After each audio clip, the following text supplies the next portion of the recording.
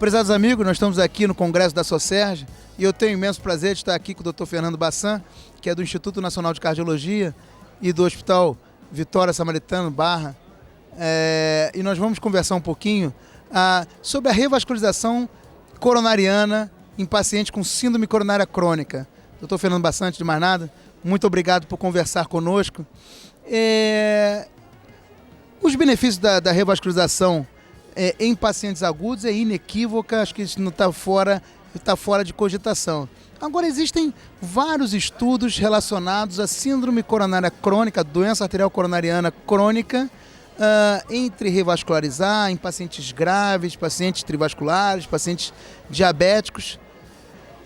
E a gente faz muita revascularização. Eu gostaria que você desse um apanhado de qual é o melhor momento para revascularizar esses pacientes, que pacientes vão ser beneficiados, como revascularizar os pacientes com doença arterial coronariana estável. Você pontuou muito bem. Os pacientes que têm doença aguda são pacientes que a gente tem que buscar uma reperfusão rápida. Nos pacientes com doença coronariana crônica, angina estável, são os pacientes em que a gente vai buscar meios de estratificar esses pacientes. E quando a gente estratifica esses pacientes e busca, então, os marcadores de mau prognóstico, tradicionalmente, baixa classe funcional, alta carga isquêmica ou uma anatomia desfavorável, tipicamente trivasculares, de proximal ou lesão de tronco, são aqueles pacientes, então, em que a gente indica uma revascularização com uma perspectiva de oferecer ali um bom prognóstico ou mudar o prognóstico desse paciente.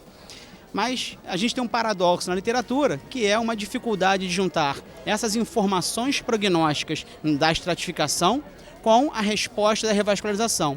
Então, quando a gente vai comparar esses pacientes que foram submetidos a alguma revascularização, seja ela percutânea, seja ela cirúrgica, esses pacientes não tiveram mudança no seu prognóstico ao longo de 10 anos, ao longo de 5 anos, quando comparado com aqueles pacientes que permaneceram com seu tratamento clínico otimizado. Então, é uma dificuldade que a gente tem no dia a dia, quando a gente se depara com uma anatomia ou com informações não invasivas que classificam esse paciente como de alto risco. Mas, quando a gente vai, então, para a resposta do tratamento, da revascularização, essa mudança do prognóstico não é realizada, não é comprovada. Agora, doutor Bassan, a gente percebe que quando vamos revascularizar esses pacientes cirurgicamente, tradicionalmente os enxertos arteriais são melhores do que os enxertos venosos, enxertos safena. A gente tem até uma brincadeira de que o melhor lugar para uma safena, uma veia safena, é a perna e não o coração, né? Só que qual é o melhor tratamento, uso da torácica interna, da mamária, ou duas mamárias, ou radial? Qual é o melhor tratamento quando a gente chega à conclusão que esse paciente deve ser revascularizado cirurgicamente?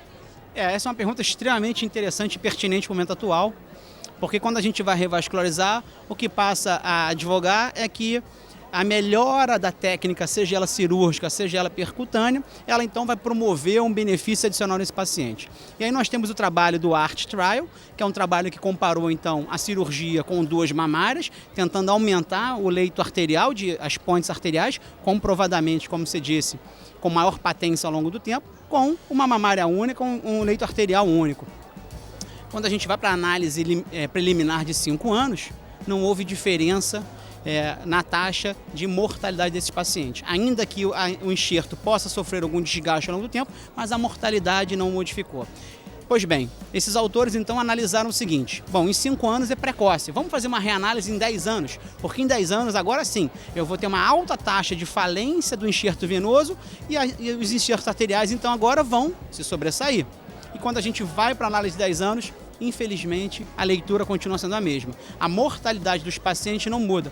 E o pior, a gente percebe que os pacientes que mobilizam, que manipulam a mamária direita, ou seja, usam tanto a esquerda quanto a direita, eles aumentam a taxa de complicação operatória e de complicação de ferida operatória. Tipicamente complicações de externo e infecções operatórias. Então, a gente continua ainda em 2019, esse trabalho publicado há alguns meses, com uma dificuldade de entender a técnica cirúrgica e quem é o paciente que efetivamente vai se beneficiar em prognóstico. A questão já é inequívoca quanto à melhora de sintomas. Então, se eu tenho um paciente com doença coronariana estável, sintomático, cujo tratamento clínico falhou, ele continua com dor, eu não tenho outra opção a não ser revascularizar.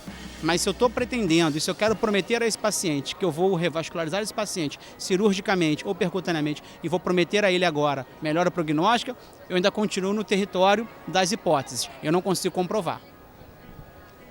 Dr. Fernando Bassan, então eu gostaria que você fizesse rapidamente um take-home message, né? uma mensagem final para o cardiologista, para o clínico, do que quando revascularizar, que perfil de paciente e o que esperar desse tratamento.